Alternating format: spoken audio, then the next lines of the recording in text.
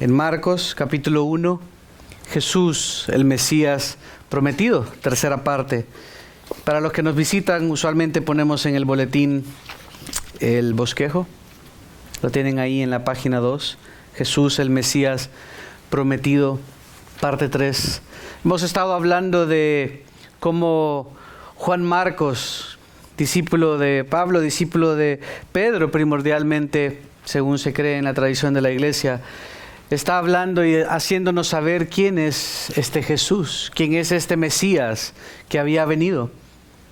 Y nos hace la invitación a conocer a Jesús, versículo 1, como el Hijo de Dios. Versículos 2 y 3, deja que los profetas del Antiguo Testamento hablen y den su testimonio.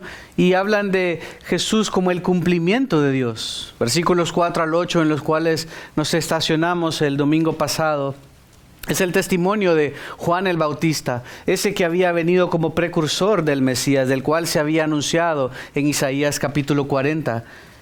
Y Juan Marcos deja a Juan el Bautista afirmar que Jesús, el Mesías, es la promesa de Dios. Y hoy nos vamos a enfocar, si el tiempo nos lo permite todo, en el testimonio del Espíritu Santo, en el testimonio del Padre, número 5, y en el testimonio de Satanás mismo. Y cómo los tres dan testimonio de que Jesús es el Hijo de Dios. El Espíritu Santo, en primer lugar, versículos 9 al 10, va a dar testimonio de que Jesús es el Mesías de Dios. Es ese ungido, es ese Cristo, es ese Mesías que se había esperado para salvar y para cumplir todas las promesas de Dios. Versículo 11, veremos en la respuesta del Padre, en el bautismo de Jesús, cómo Jesús es la satisfacción de Dios, cómo desde el principio el Padre dice que está satisfecho en Él, está complacido en Él. Y finalmente veremos cómo Jesús es, a través de Satanás, incluso los animales salvajes, que Marcos se asegura de poner ese detalle ahí, Jesús es visto como la victoria de Dios. Todo esto tenemos en Jesús. La pregunta es, ¿verdaderamente conoces tú al Jesús de la Biblia? ¿O es un Jesús fabricado? ¿Verdaderamente conoces tú a Jesús, el Hijo de Dios, el cumplimiento de Dios, la promesa de Dios, el Mesías de Dios, la satisfacción de Dios y la victoria de Dios? Vamos a ir directamente al punto 4, versículos 9 y 10. Mire lo que dice.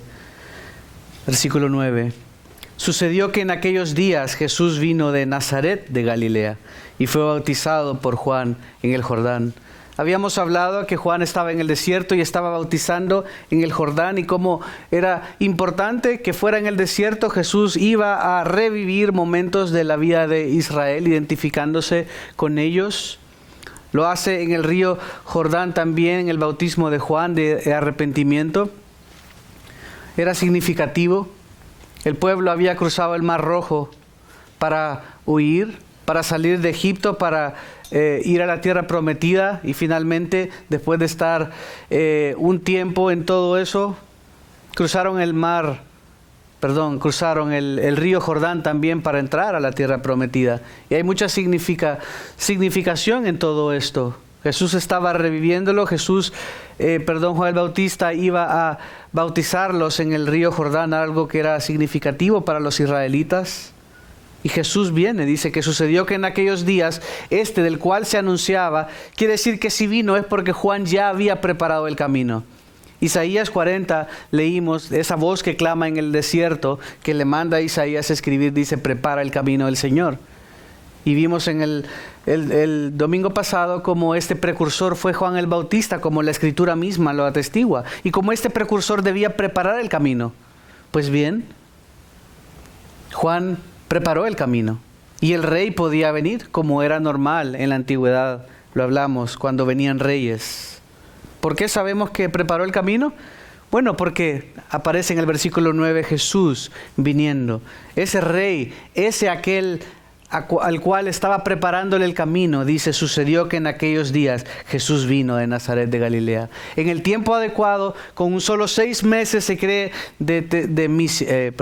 solo 6 meses de servicio misionero, por así decirlo, de Juan el Bautista, solo 6 meses de ministerio.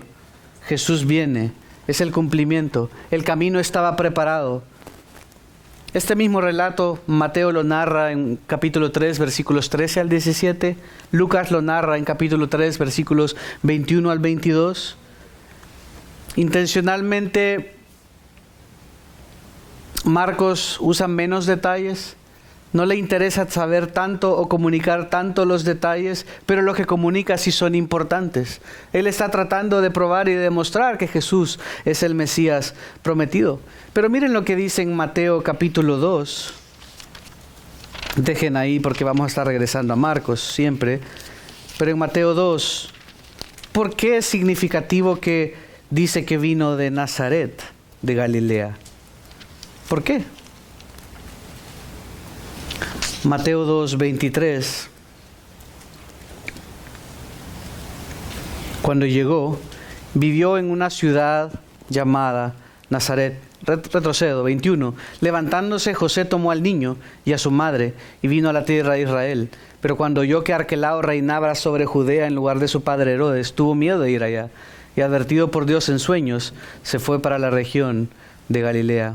Por cierto, Jesús también fue a Egipto. Estuvo en Egipto, pero ahora fue a la región de Galilea y cuando llegó, vivió en una ciudad llamada Nazaret, para que se cumpliera lo que fue dicho por medio de los profetas. Él será llamado Nazareno. No Nazareo. Nazareo era un voto. Nazaret no era el gentilicio, la nacionalidad, o si era alguien de ese lugar. Jesús creció en Nazaret. Y esto era importante. No pierdan Mateo porque voy a ir ahí, pero en Lucas, capítulo 2, 51, también se afirma esto con detalles diferentes. Lucas 2, 51 dice: descendió con sus padres y vino a Nazaret y continuó sujeto a ellos. Si van a Juan, hay algo importante ahí que nos va a ayudar a entender por qué Marcos decide poner ese detalle. Como que no era tan importante decir de dónde venía, pero resulta que sí. Era importante decir que había ido a Egipto. Israel también fue a Egipto, salió de Egipto, fue a Nazaret y cuando estaba listo y preparado el camino, Jesús sale de Nazaret, de Galilea, y viene al desierto, al Jordán. Juan 1, 46. Y Natanael le dijo: ¿puede algo bueno salir de Nazaret? Nazaret no tenía la mejor reputación, no la tenía. Marcos estaba preparando el camino para hacer ver que era importante que venía de Nazaret porque eventualmente sería rechazado. Siempre, y veremos a medida que estudiemos Marcos, que va a haber un contraste entre el Hijo de Dios poderoso, como se nos presenta en los primeros 8 capítulos, y el siervo sufriente, que había venido a dar su vida en rescate por mucho en los últimos 8 también.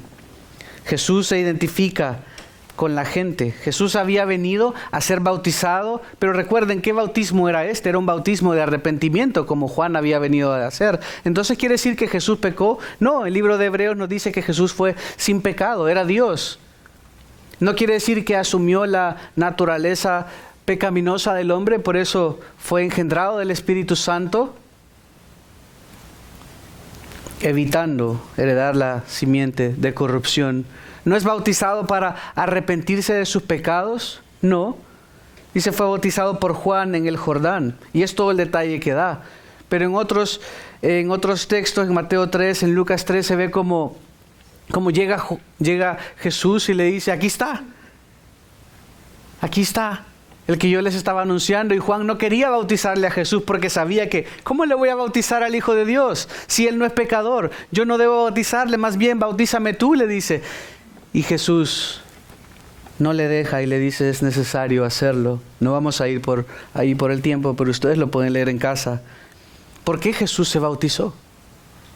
El Hijo de Dios que se humanó, Filipenses 2, se despojó, pero no quiere decir que dejó de ser Dios, sino que se autolimitó intencionalmente en el ser de Dios. Y más bien esa humillación, ese despojamiento,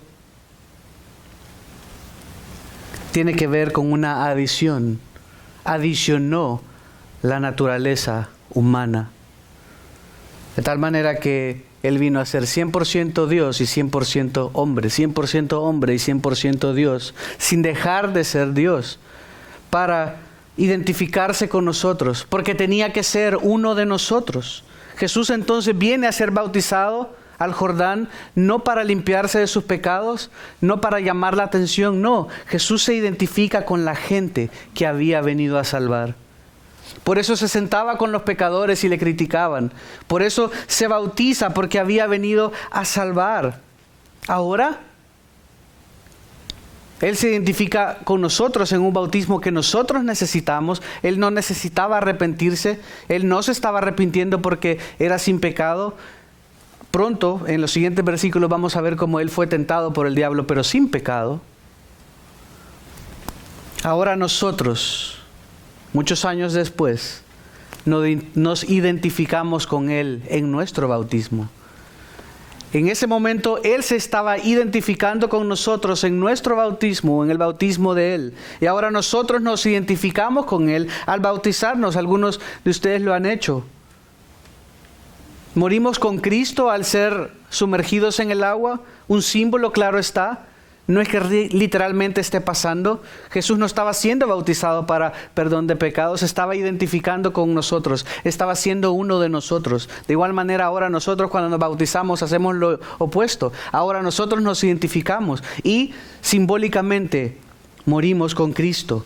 Es un reflejo de lo que ya pasó en nuestras vidas. Y cuando nos levantamos de las aguas, he ahí el porqué, un sumergirse completamente, nos levantamos a una novedad de vida, a una nueva vida. Somos nuevas criaturas. No es que seamos en ese momento, pero ya lo éramos y es solo un símbolo de lo que Dios vino a hacer. Jesús vino en Nazaret de Galilea apuntando a ese siervo sufriente.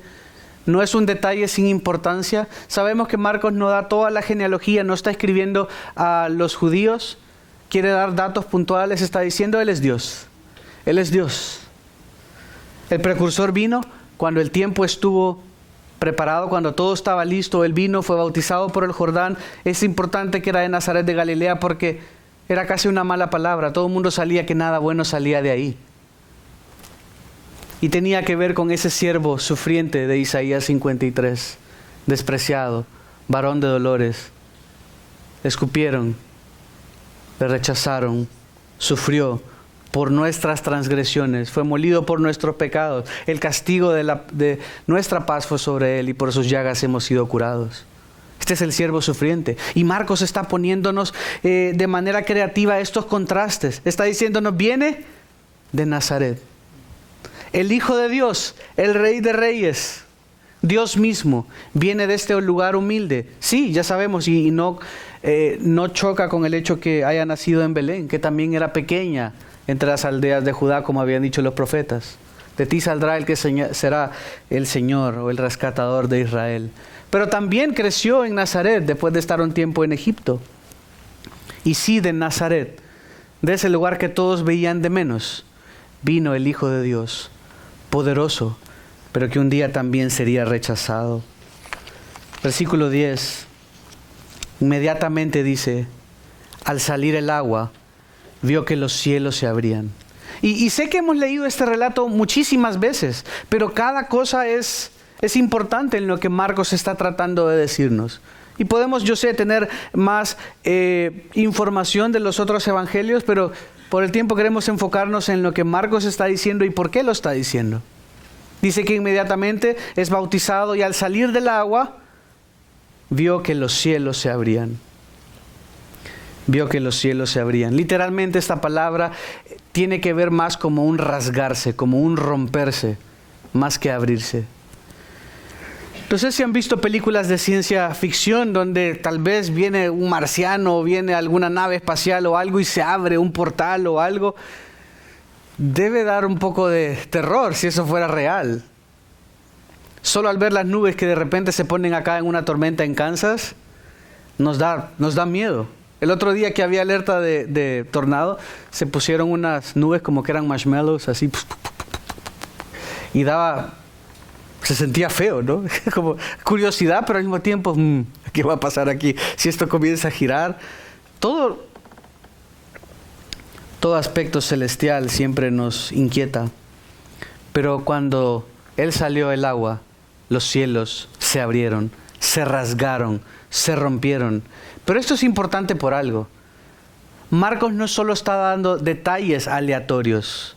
La escritura está conectada entre sí. Si vamos a Isaías 64, en este momento se estaba cumpliendo la expectativa, la oración de Isaías. Algo que todo mundo quería.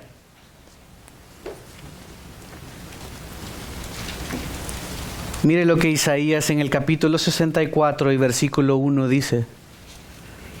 Oh, si rasgaras los cielos y descendieras. Esa misma palabra, esa misma intención, esa misma imagen es la que Marcos está tratando de comunicar. Isaías es un libro altamente mesiánico. Si rasgaras los cielos y descendieras. Pedía, clamaba Isaías. Señor, desciende, rasga los cielos, irrumpe en nuestro mundo. Es lo que está diciendo. La historia de Marcos, capítulo 1, estaba comenzando así. El cielo se abre, el cielo se rasga. Pero miren algo interesante y acompáñenme al final de Marcos. Marcos 15. Está otra vez ese verbo, rasgar.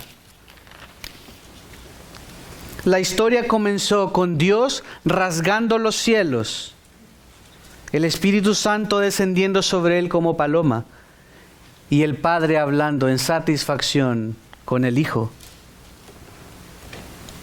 Ese rasgamiento eran buenas noticias.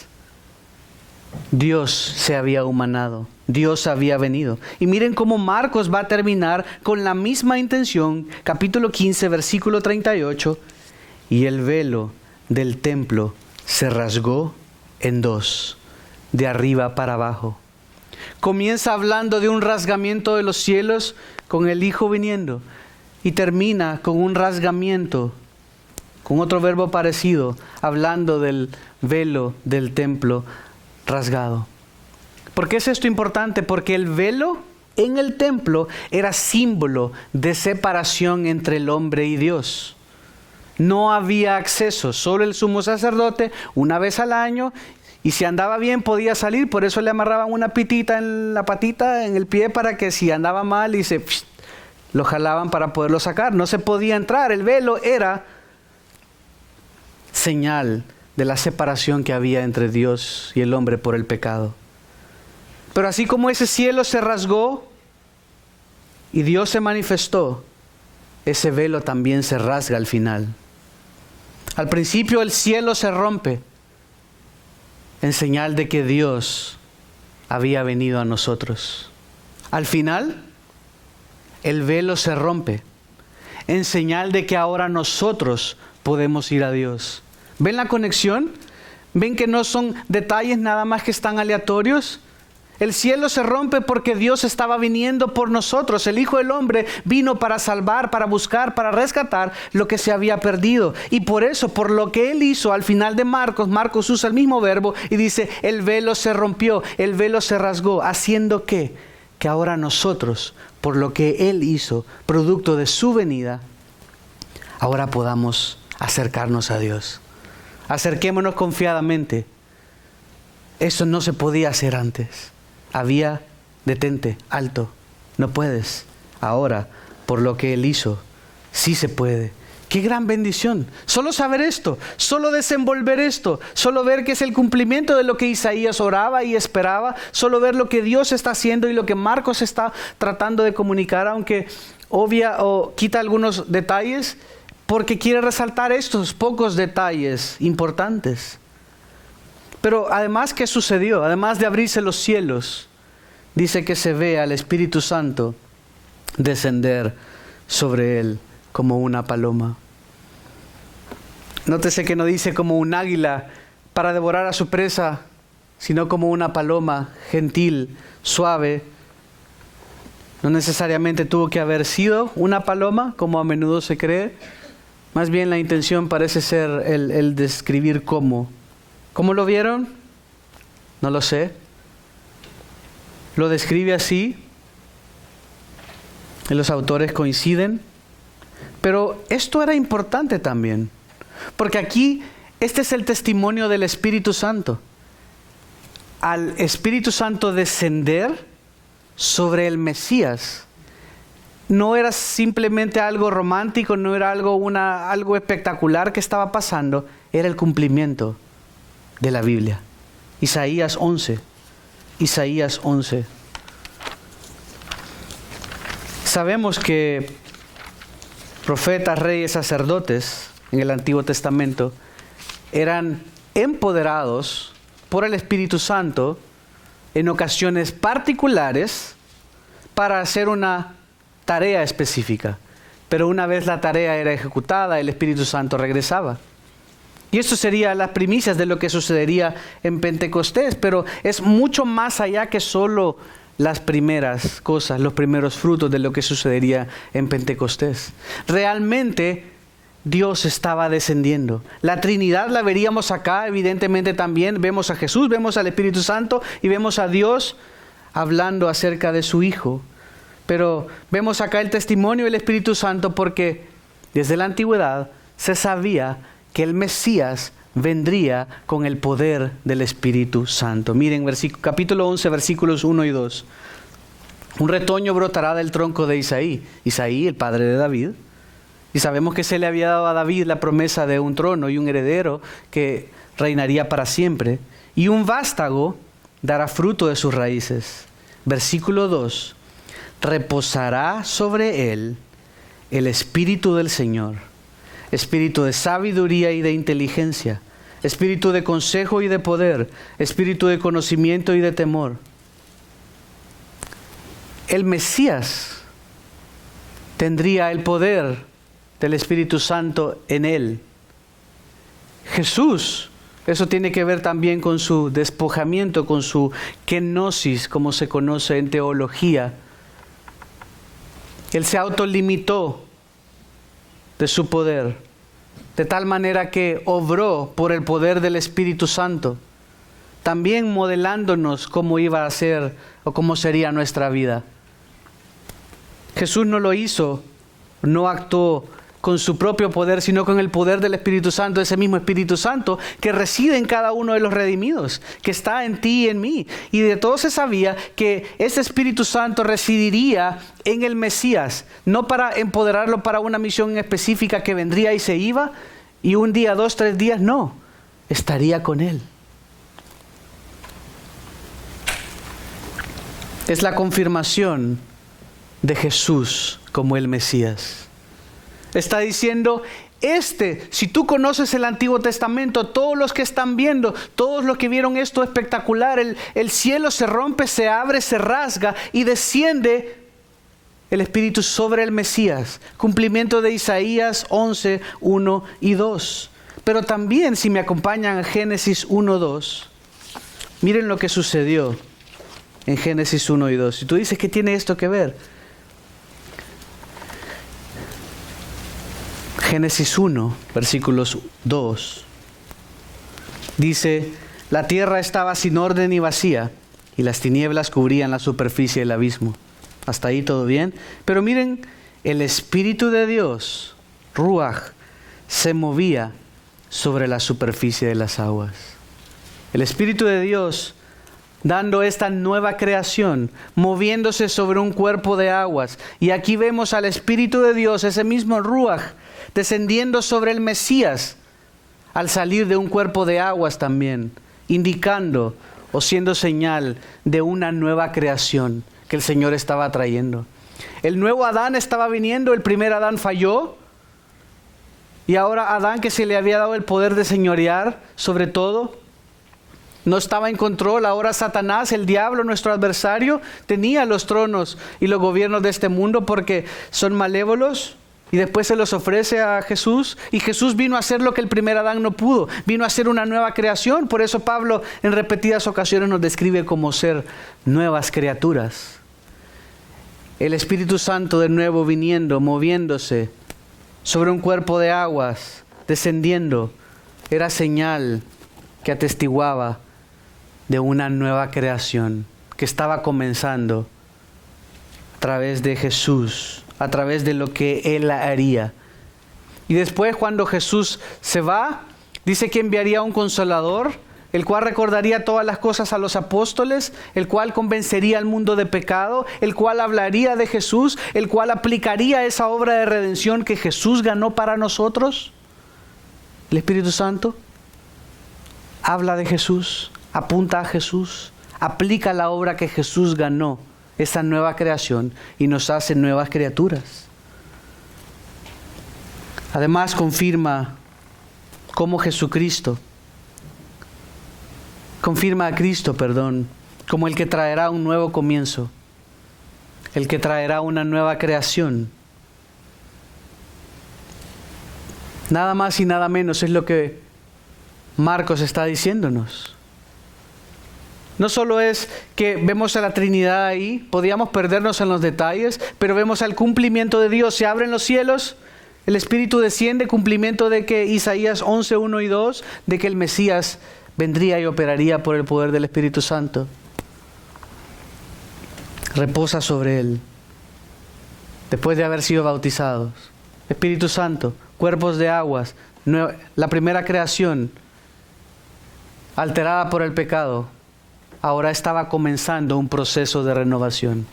Y sigue, porque seguimos renovándonos y el Señor sigue salvando personas. Y un día Él restaurará todas las cosas a su estado original. Y un día Él reinará y hará todo nuevo.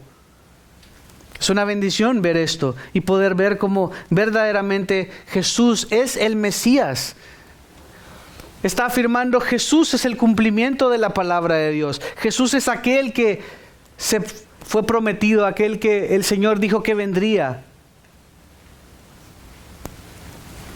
Pero también Él es la satisfacción de Dios, versículo 11.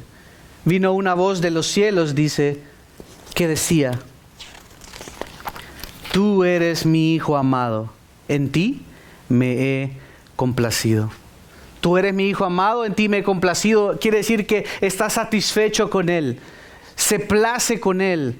El Padre envía al Hijo y luego posteriormente vemos como el Hijo dice que se tiene que ir para enviar al Espíritu Santo, y en otros textos también dice que el Padre es el que envía al Espíritu Santo. Hemos visto esto antes, pero esto no indica que el Padre es superior al Hijo, eso sería una herejía. Tanto el Padre, el Hijo como el Espíritu Santo, cada uno es Dios. Son tres personas en la Trinidad, pero el Hijo se somete a su Padre porque son roles, funciones diferentes de cada uno. Y el Padre es visto, habla aquí y dice: Tú eres mi Hijo amado, en ti me he complacido. Y hay algo relevante acá, y vamos a ver cómo incluso en las palabras que Juan Marcos está reflejando de lo que el Padre dijo, está diciéndonos el bosquejo de Marcos. Primero le refleja como Hijo de Dios, algo que se había hablado en el Salmo 2. Salmo 2, versículo 7. El Padre está citando la Escritura misma como el cumplimiento de esto. Dice Salmo 2:7, ciertamente anunciaré el decreto del Señor, que me dijo: mi hijo eres tú, yo te he engendrado hoy. El Padre está citando la Escritura misma. Luego en Isaías capítulo 42, voy a ir más rápido en esto. Isaías 42:1. Este es mi siervo, a quien yo sostengo, mi escogido, en quien mi alma se complace. Y miren lo que dice aquí también: he puesto mi espíritu sobre él. El espíritu residiría en el Mesías. Dios se complace en él, es su siervo, habla del siervo sufriente. Primeros 8 capítulos va a hablar acerca del Hijo de Dios como poderoso y veremos más milagros. En la segunda parte veremos al Hijo de Dios como el siervo sufriente. Cumplimiento de Isaías 42, cumplimiento de Isaías 53. Mire lo que dice al final de ese versículo 1. Él traerá justicia a las naciones. Es este Jesús el que el Padre dice: tú eres mi Hijo amado, tú eres el cumplimiento de lo que se hablaba en el Salmo 2, de lo que se hablaba en Isaías 42. El Padre usa el texto bíblico para dar su propio testimonio. Marcos está asegurándose que todos los testimonios ¿Concuerdan que están apuntando a que Él es el Hijo de Dios? El Hijo de Dios poderoso, sí, como se reflejará primero, pero también Él vino a sufrir y dar su vida en rescate por muchos, y un día regresará victorioso y poderoso. Pero algo interesante, no sé si se acuerdan de esta historia, pero Génesis 22:2 no es la primera vez que se usa en la Biblia estos términos. Tú eres mi Hijo amado. Y miren, y creo que van a disfrutar mucho lo que el Espíritu de Dios está queriendo conectar o haciéndonos ver. Génesis 22:2 dice, desde el 1, aconteció que después de estas cosas Dios probó a Abraham y le dijo a Abraham, y él respondió, aquí estoy. Y Dios dijo, toma ahora a tu hijo, tu único. ¿A quién? A quien amas. Toma ahora a tu hijo, a quien amas, a Isaac, y ve a la tierra de Moriah y ofrécelo allí en un holocausto sobre uno de los montes que yo te diré. ¿Qué tiene que ver esto? ¿Solo porque se menciona que es su hijo amado? Bueno, es la primera vez que vemos esta combinación de palabras como hijo amado, pero hay algo más interesante. El sacrificio de Jesucristo fue en la misma región que el sacrificio que finalmente no fue de Isaac. En 2 de Crónicas 3:1 se nos dice, o se identifica más bien al monte Moriah, que es donde el Señor le pidió ir a sacrificar a Isaac, como Jerusalén. Isaac fue a Jerusalén a sacrificar a Isaac, pero el detalle es que el Señor proveyó un cordero. Isaac no murió. Un sustituto murió en su lugar. ¿A dónde? En Moriah, en Jerusalén. Desde Génesis 22:2, esta prueba a Abraham apuntaba a ese siervo sufriente. Desde Génesis 22:2, esa prueba que el Señor le da a Abraham y ese cordero que proveyó apuntaba a ese sacrificio perfecto que este Mesías había venido a hacer, a pagar con su vida en rescate por muchos. Por eso Dios le dice, tú eres mi hijo amado. Desde Génesis 22:2 vengo dando señales, vengo apuntando a esto. No se trataba de Abraham, no se trataba de Isaac, no se trataba del carnero que casualmente estaba atrapado, el cual sirvió de sustituto. Se trataba del Hijo de Dios que un día vendría a ser ese cordero que no solo paga por el pecado del mundo, sino que quita el pecado del mundo. Qué hermoso saber esto. Qué hermoso darnos cuenta Dios cómo se ha comunicado con nosotros. Qué hermoso darnos cuenta cómo Dios tiene todo en control. Qué hermoso darnos cuenta cómo todo está conectado. Estas no son historias aisladas que se pusieron juntas porque pegan o hay que hacerlas pegar, pero Dios está desde el principio de la historia. Hemos ido desde Isaías hasta Génesis 1 a Génesis 22. Hemos ido a los profetas, hemos podido ver cómo toda la Escritura apunta a este día, apunta al Mesías que vendría a dar su vida en rescate por muchos. Pero Jesús, como lo sabemos, también es la victoria de Dios. Versículos 12 y 13, si regresamos a Marcos 1. Enseguida dice, el Espíritu lo impulsó a ir al desierto. Y hablamos desde el domingo pasado cómo el desierto es significativo, es un punto focal en Marcos. Hablamos cómo Israel había andado en el desierto. Juan por eso va al desierto, porque Jesús reviviría muchas de las cosas que Israel vivió.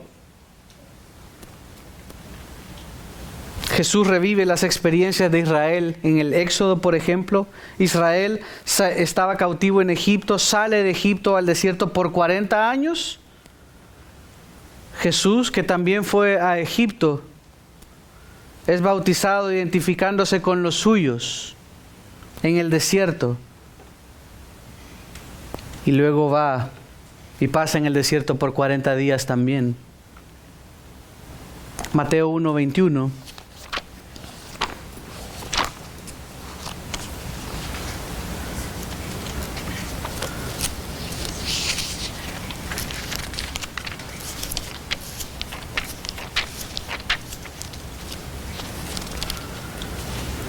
Y dará a luz un hijo, y le pondrás por nombre Jesús, porque Él salvará a su pueblo por sus pecados.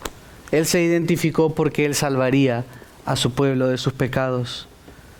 Dice que el Espíritu, ¿cuál Espíritu? Ese Espíritu que lo había empoderado, ese Espíritu que había descendido sobre Él, lo impulsa, lo lleva, lo compele a ir al desierto también, a ir a un tiempo de apartarse. Hablando también o apuntando a ese tiempo de peregrinación, dice que estuvo en el desierto por 40 días. Moisés estuvo 40 días en la montaña. Israel pecó, falló la prueba. Y luego Moisés ayunó por 40 días, pidiendo misericordia. En el Génesis llovió por 40 días y 40 noches, salvando a Noé, el Señor, en un arca, y a su familia. Dios fortaleció a Elías por 40 días en el desierto, huyendo de Jezabel. Israel, en el Antiguo Testamento, en Éxodo 4:22, se identificaba como hijo de Dios y Dios le identificaba como tal. Se los leo rápido, solo para que lo escuchen del texto mismo. Éxodo 4:22 dice: entonces dirás a Faraón, así dice el Señor, Israel es mi hijo.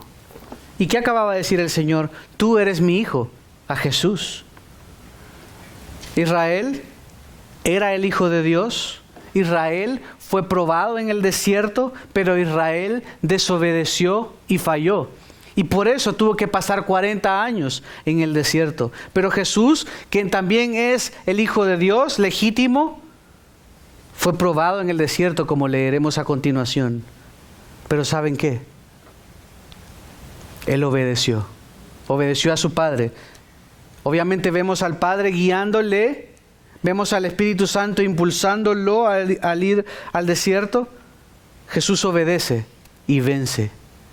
Estaba reviviendo las historias, o reviviendo o reactuando la historia de Israel, pero esta vez haciéndolo todo nuevo, porque Él había traído una nueva creación, un nuevo comienzo, un nuevo todo, haciéndolo todo nuevo, viviendo una vida perfecta para morir la muerte que necesitábamos y pagar por nosotros. Por eso la mención del desierto, por eso la necesidad de llevarlo al desierto.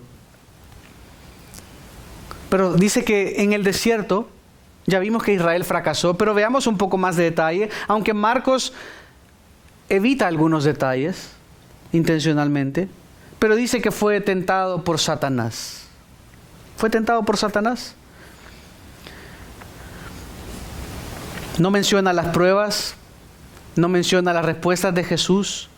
El énfasis no es en la prueba, sino en la identidad de Jesús. Está usando a Satanás para dar testimonio de Él, y de paso va los ángeles y las fieras a dar testimonio también. El Padre planificó que Él fuera en el desierto 40 días para ser tentado, para ser probado. El Espíritu Santo lo empoderó y Jesús se sometió.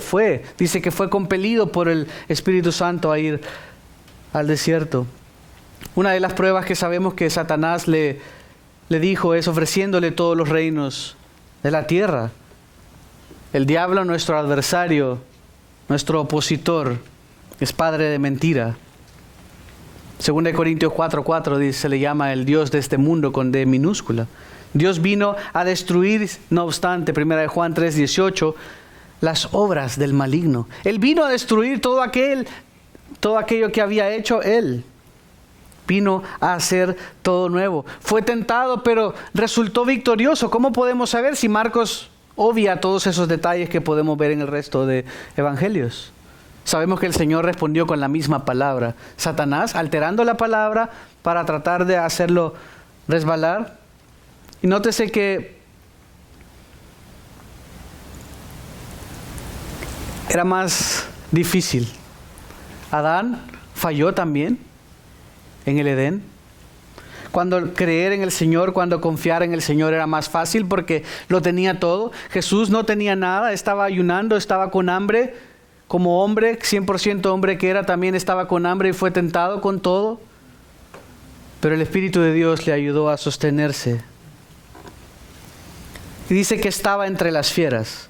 También algo que constantemente vemos en la Escritura cuando aparece así como algo sobrenatural de parte de Dios que hace prevalecer. Pensamos en Daniel en el foso de los leones. El Señor cerrando la boca de los leones. Dice que Jesús fue tentado por Satanás y fue victorioso. ¿Cómo sabemos? Bueno, porque dice que estaba entre las fieras y los ángeles le servían. Es decir, las fieras habrá sido serpientes, habrá sido un león de, qué sé yo, de montaña o como sea que se llamen, o cualquier fiera. Dice que no le hicieron daño y los ángeles le servían. Salmo 91.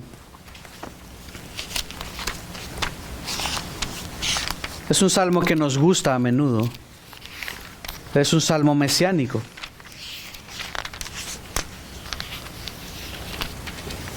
Salmo 91, versículos 11 al 13. Dice, pues Él dará órdenes a sus ángeles acerca de ti, para que te guarden en todos tus caminos. Este cumplimiento estaba dándose acá en el desierto. Él dará órdenes a sus ángeles acerca de ti para que te guarden en todos tus caminos. En sus manos te llevarán para que tu pie no tropiece en piedra. Versículo 13. Sobre el león y la cobra pisarás. Esto no quiere decir que métete en el zoológico y agárrale a la cobra de la cola y no te va a picar si va bien orado. Prueba. Este es un cumplimiento de lo que sucedería al Mesías. Sobre el león y la cobra pisarás. Pisotearás al cachorro del león y a la serpiente, porque en mí ha puesto su amor, entonces lo libraré. Nótese la conexión otra vez con tú eres mi hijo amado. Este es un salmo mesiánico, no es una promesa para nosotros en ese sentido. Hay cosas que sí, lógicamente como cualquier creyente, pero no lo de la cobra, no lo del león. Y el versículo 14 dice, porque en mí ha puesto su amor, entonces lo libraré, lo exaltaré. ¿Por qué? Porque ha conocido mi nombre. Tú eres mi hijo amado. Miren lo que dice entonces ahora, leyendo lo que más nos gusta de este salmo, versículo 1 y 2. El que habita al amparo del Altísimo morará a la sombra del Omnipotente. Diré yo al Señor, refugio mío y fortaleza mía, mi Dios, en quien confío. Es a este mismo Dios que luego clama a Jesús en la cruz, Elahi, Dios mío, ¿por qué me has desamparado? Satanás estaba dando testimonio sobre Dios de manera indirecta, queriéndole hacer caer sabiendo que Él era el verdaderamente en control. En el Salmo 91 podemos ver también cómo Marcos era un cumplimiento de esto. El hecho que los ángeles le servían, como dice acá, era señal de que Jesús había derrotado a Satanás. Acá no importa tanto el diálogo y qué tan bien le respondió, lo que nos está dando es el resultado. Las fieras no le hicieron nada, cumplimiento del Salmo 91, y los ángeles le servían. ¿Por qué? Versículo 14. Porque en mí ha puesto su amor, porque es su hijo amado, y entonces Él lo libró, lo exaltaré porque ha conocido mi nombre. Le conocía, le amaba, habitaba al amparo y a la sombra del Altísimo. El fracaso de Adán, hermanos, el fracaso de Adán nos sacó del paraíso. Jesús dejó su paraíso celestial para buscarnos e identificarse con nosotros en el desierto para llevarnos hasta el cielo. En el desierto donde fallamos, en el desierto donde falló Israel, en el desierto donde fallaron múltiples hombres. El Señor va al desierto a ponerse a prueba con el poder del Espíritu Santo, habiendo sido empoderado por Dios para vencer y para llevarnos con Él al cielo. Satanás, a manera de implicación, por lo que estaba intentando hacer para ser el más alto, las fieras de forma pasiva al no poder hacerle nada al Mesías, y los ángeles ministrando a Jesús apuntan a la deidad de Dios. En Él, en el Mesías, en esta simiente de la mujer, en ese protoevangelio de Génesis 3:15, en cuando Dios le da el pacto abrámico a Abraham en el capítulo 12 de Génesis, le dice: en tu familia, en su simiente o en él, serán benditas todas las naciones de la tierra. Eso estaba haciendo Jesús, eso estaba haciendo venciendo, eso estaba haciendo demostrando que Él era, mostrando que sí era posible por el poder del Espíritu Santo vencer donde todos habían fallado, identificándose con nosotros para llevarnos al cielo. Hebreos 4:15 dice que Él fue tentado en todo, pero sin pecado. Salmo 91:14, lo leímos: en mí ha puesto su amor, entonces yo lo libraré, lo exaltaré porque ha conocido mi nombre. Mi pregunta hoy para ti, hermano, es: ¿esto te aplica a ti también? ¿Conoces tú este nombre? ¿Lo conoces como conoces 2 más 2? ¿Lo conoces como conoces una marca de ropa? ¿O le conoces verdaderamente? ¿Habitas tú al abrigo del Altísimo? ¿Estás refugiándote tú en Él?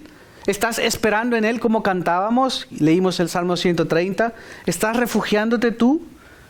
Si conoces a Jesús y te refugias en Él y su sacrificio, Él te va a sostener, aunque estés pasando por un valle de dificultad, aunque estés pasando por duda, aunque estés pasando por angustia. Si tú le conoces, tú vas a ser su hijo amado también.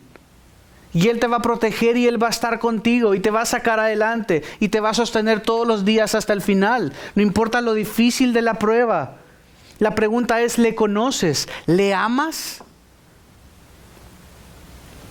El que habita al amparo del Altísimo morará a la sombra del Omnipotente. Lo decimos y nos gusta y está en calcomanías, en el auto y lo podemos de memoria. Bonito. ¿Pero lo vives? ¿Es el Señor tu refugio? ¿O lo es tus finanzas? ¿Es el Señor tu refugio o lo es tu familia? ¿O ahí vas llevándola más o menos y solo vienes aquí para pretender que todo está bien? ¿O estás refugiándote verdaderamente en el Señor y estás conociéndole? Y estás viviendo de la manera que Él nos modeló a vivir, en el poder del Espíritu Santo. Porque si tú no lo estás haciendo así, te vas a cansar. Si tú no lo estás haciendo por el poder del Espíritu Santo, como hijo de Dios, eres nada más un religioso. La religión cansa, la religión agota. En la religión no hay fuerzas, pero Él da fuerzas al que no tiene ninguna. Él da fuerza al cansado. Esto es al que habita, el que mora a la sombra de Él. ¿Estás viviendo tu vida sin la esperanza de la vida eterna? Él vino a salvar lo que se había perdido. No vino a salvar a los que vienen los domingos. No vino a salvar a los que dan ofrenda. No vino a salvar a los que, etcétera. Vino a salvar al perdido, al que reconoce que es pecador, que yo no puedo y que Él lo puede, todo. Por eso vivió sin pecado, para salvarnos. Hermano, no te ahogues en ese desierto que estás pasando. Aférrate a este Salvador que dio todo por ti y por mí, para que en Él podamos tener vida.